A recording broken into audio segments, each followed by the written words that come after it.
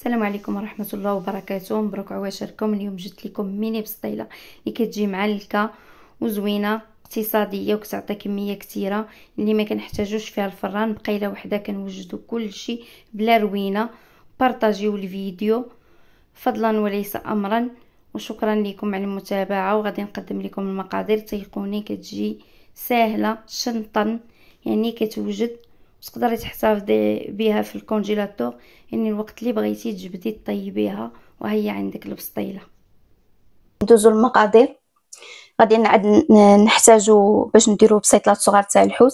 غادي نحتاجو كيلو تاع الهبره تاع الحوت، عندنا نص كيلو سيبيا او كالامار، عندنا 240 كروفيت. كانت عندنا نص كيلو من بعد ما قشرناه ويعني نقيناه وداكشي، يعني راه كيخف الوزن ديالو. عندنا فطر اسود تقريبا شي 100 غرام. عندنا فطر ابيض تا هو شي 100 غرام. عندنا طريف ديال السكينجبير خضر طري. عندنا معلقه كبيره ديال الهريسه. عندنا المعدنوس، وعندنا حامضه مصيره. عندنا معلقه صغيره ديال مطيشه الحك، يعني مطيشه كونسونطري. عندنا معلقه كبيره ديال الثومه. عندنا بصله خضاريه. عندنا حامض، 2 حامضات معصورين. عندنا الزيتون الاخضر مقطع صغير. عندنا صلصه المحار. عندنا صلصه الصوجه. هنايا عندنا طريقه ديال الحار.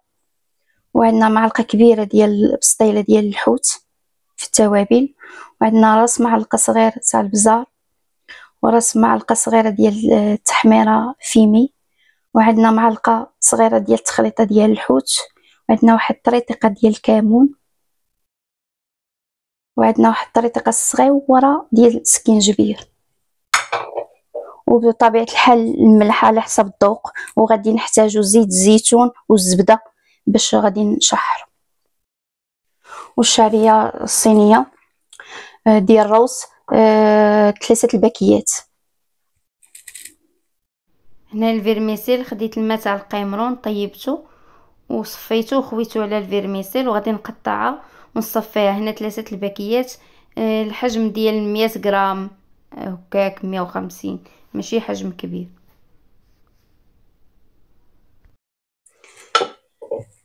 وعندنا زيت الزيتون.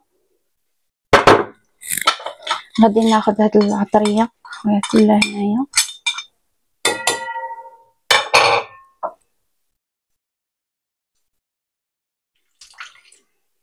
صافت واحد شويه الحامض. ناخذ الثومه.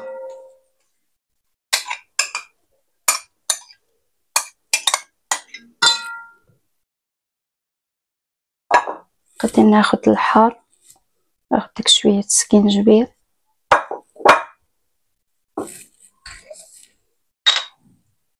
ناخذ صلصه المحار.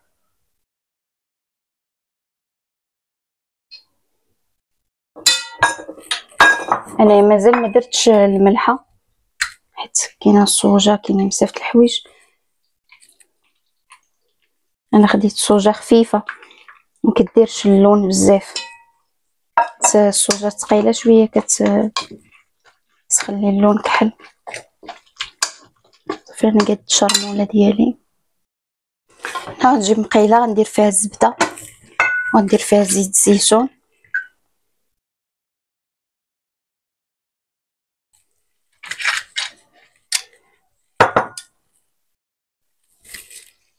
صافي غنديروا الهبيرات تاع الحوت.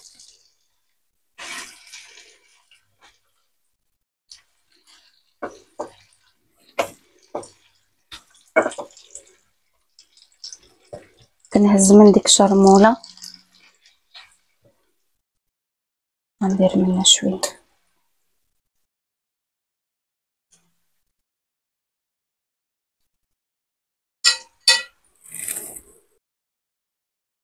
صافي غادي نحيدو نحطو يتسقطر، ما خصوش يطيب بزاف حيت تابعو الطياب في الفران.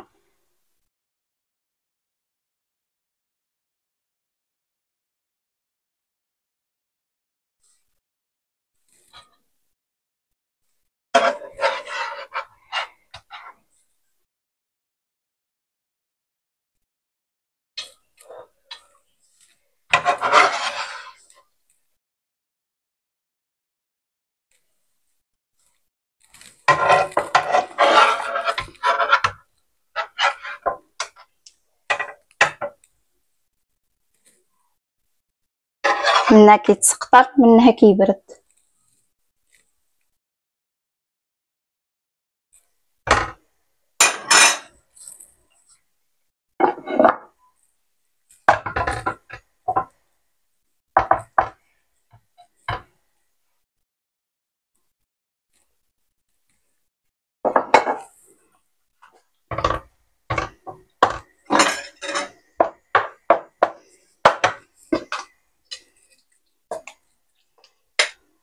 غادي نزيد معلقه تاني،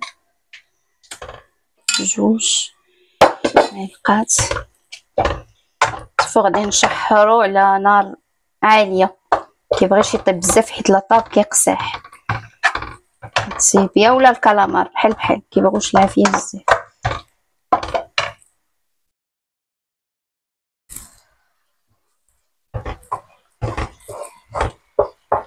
ما زدت لا زيت صراحه لا زبده، داكشي اللي بقى. زدت على لاصوص.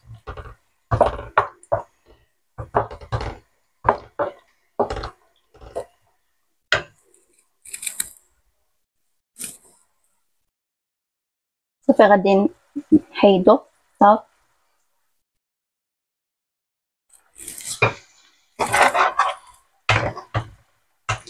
صافي غنديرو يتسقطر.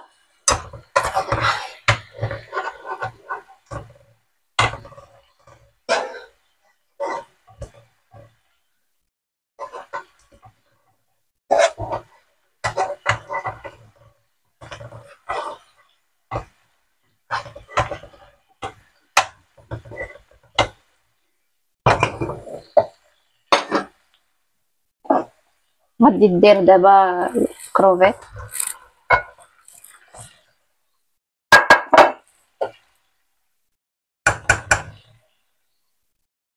ناخد هادي ديال الخشب.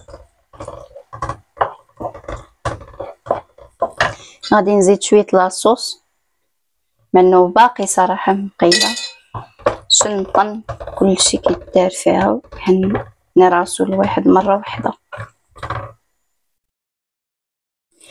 كروفيت 2 دقائق، لكن بعض المرات صراحه ما كطيبو كاع حيت تابعوا الطياب ديال الفران. دقيقه 2 ما تفوتوهاش، غير يشرب داك لاصوص. صافي كنحيدو.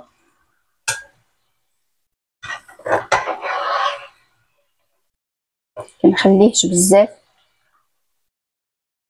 باردون.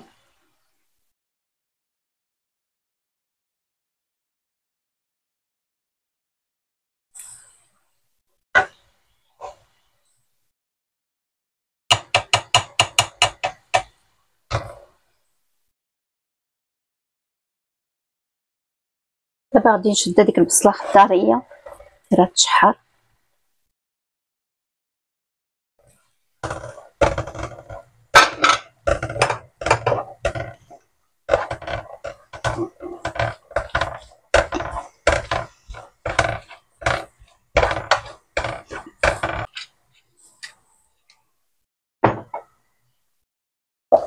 صافي ملي كتولي البصله بحال هكا صافي غادي نحيدوها. صافي دابا غادي نديرو الشامبينيون اسود بنفس الطريقه. غادي نديرو الابيض حتى هو نخلطهم مع بعضياتهم.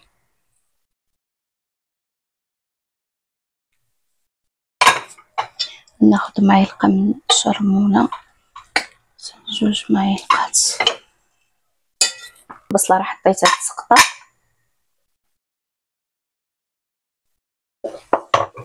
صافي ملي طاب غادي نزيد عليه الزيتون باش حيد منه غير الماء. الزيتون ما يحتاجش يطيب.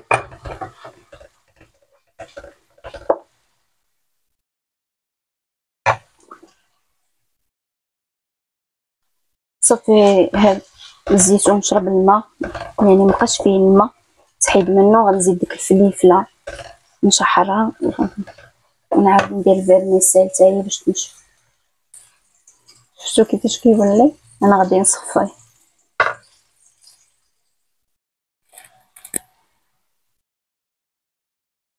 هاد خويت الفيرميسيل حتى هي ندير لها معلقات سبعة طرية.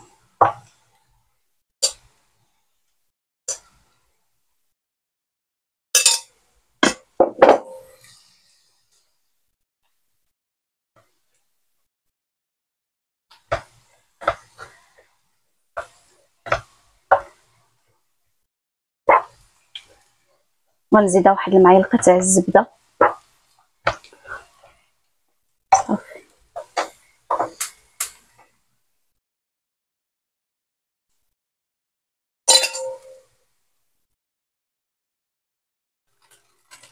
كنحركو باش ديك معلقه الزبده تدخل مع الشعريه.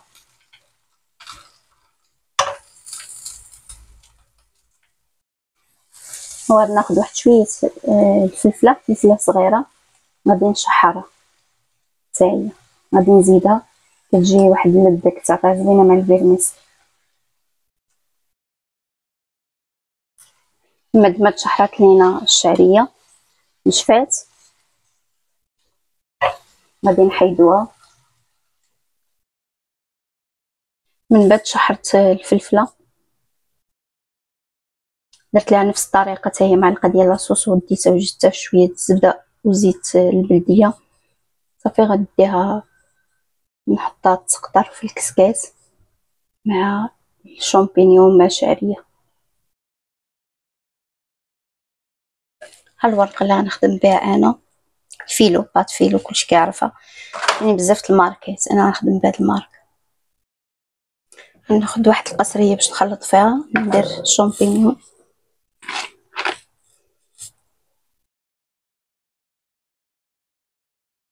غناخذ البصله والفلفله اللي درت. صدقوني الفلفله كتجي واعره كتجي زوينه صراحه. زدت شويه داك لاصوص اللي شاطلي في المقله. غندير فرماج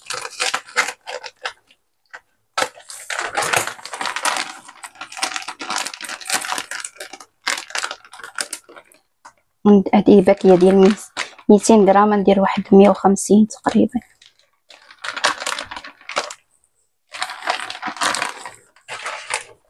صافي غادي نخلط هذا مزيان. عاد نزيد الحوت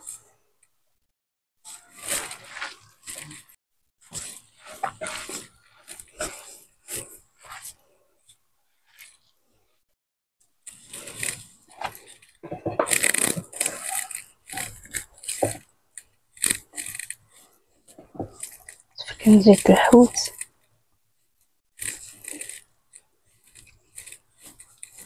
خلطت مزيان هاد زيت الحوت باش ميدقدقش ليا الظروفه. دابا غادي نقسمهم باش اللي يعطي يلقى شي طرف كبير باش الظروفه صغار. ملي كيتفرتت بزاف كيجي مدقدق ما يجيش باين سطيله. غديري الكميه اللي ديري صافي. انا غنفرتو بحال هكا نكمل.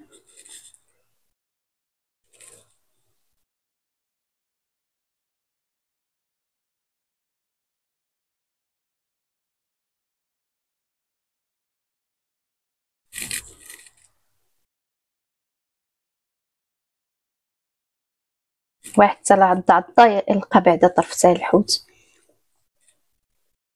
من مبقاوش كبار كيجيو واعر تجي صافي. غادي نعمر كناخد الوريقه كندهنها عاد شويه ماشي بزاف صافي. كنخشيها في هاد الطاسه باش ناخد بالها برك. كناخد القياس بهادي شويه الحوت والفيرميسيل كنجمعها بالزبده والزيت كنعاود نقلبها حتى هي كندهنها بشويه الزبده كتجي في هاد الشكل صافي. انا غادي نستمر هكا حنا من الجناب باش كيموتو القنيتات. غندير في اللاطه صافي. كناخد الورقه كنديرها في الطاوه هنا كناخد القياس بهادي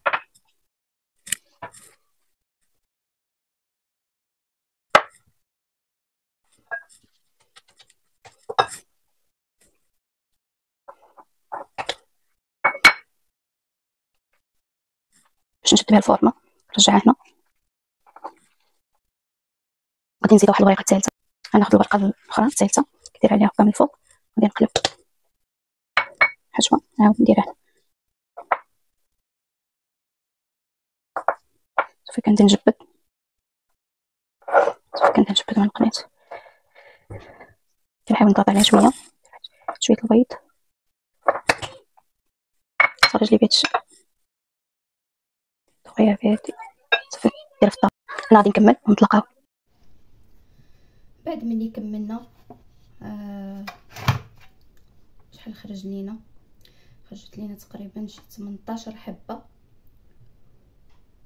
وشاط لينا بزاف الحشوه، مازال ما يدير لينا تقريبا شي 14 واحده اخرى او حتى 20 تقريبا. المهم انا درت 18، دهنتهم بشويه التحميره فيمي وشويه الزيت، واللي بغى يديرهم في الثلاجه يكونجيليهم.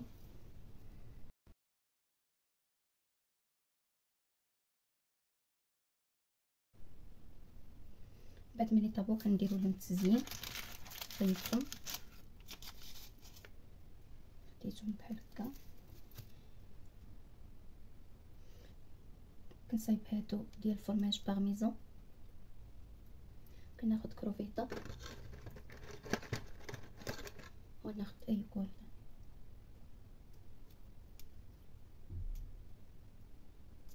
كنحاول ندقو في الكروفيطه، غندير فوق البارميزون غير بشويه باش متفرتش لي البسطيله. كتجي على هذا الشكل. غادي نحطها هنا، غادي ناخذ وحيده اخرى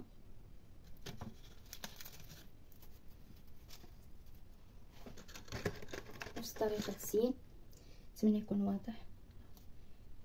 كديرهم بحال سليلات ديال الفرماج. صافي كندير كروفيطه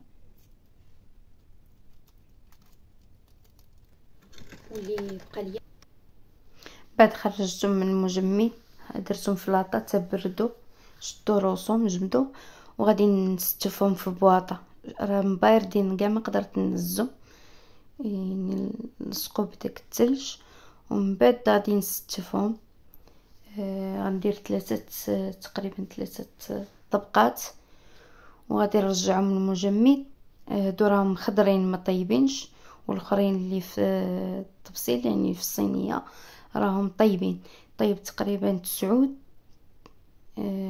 كلهم منهم ولادي، بقاو تقريبا شي 5 اللي طيبين، 4 راني حطيتهم معكم، والاخرين غنرجعهم للمجمد.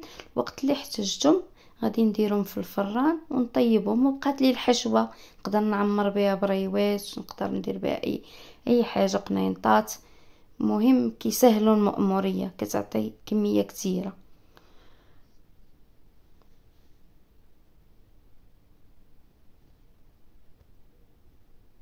راني غادي نستفهم كاملين وسط البواط.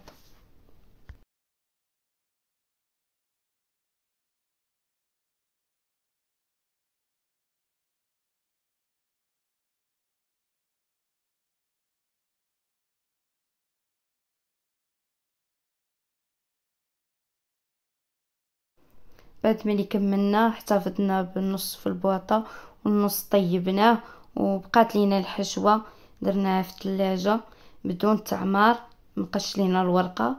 وهادو هما النتيجه ديال البسطيلات اللي كيجيو زوينين مقرمشين وساهلين، كتوجدين بطريقه بسيطه. ونتمنى منكم فضلا وليس امرا بارطاج وكومونتير محفز باش نجي نتشجع ونعطي اكثر. وشكرا لكم على المتابعه، ونتمنى تجربوهم، راهم ساهلين وبساط. وشكرا لكم.